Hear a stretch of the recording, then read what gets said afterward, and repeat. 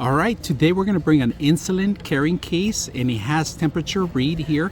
And today we have a hot sunny day, but inside we actually have 2 packs that keep the whole medication secure and safe and cold too. So these are little ice packs that you put in here.